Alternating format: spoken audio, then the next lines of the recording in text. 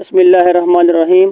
حضرت ابو ہریرہ رضی اللہ عنہ سے روایت ہے کہ رسول اللہ صلی اللہ علیہ وآلہ وسلم نے فرمایا، ان فتنوں سے پہلے پہلے جو تاریک رات کے حصوں کی طرح چھا جانے والے ہوں گے، نیک اعمال کرنے میں جلدی کرو۔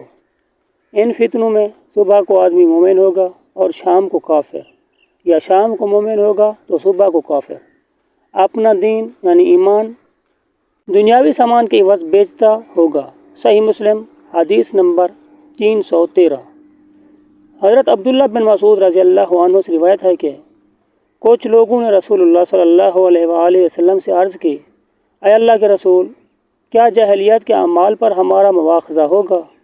آپ صلی اللہ علیہ وآلہ وسلم نے فرمایا، تم میں سے جس نے اسلام لانے کے بعد اچھے عمل کیے، اس کا جاہلیت کے اعمال پر مواخذہ نہیں ہوگا، اور جس نے برے اعمال کیے، اس کا جاہلیت اور اسلام دونوں کے اعمال پر مواخذہ ہوگا۔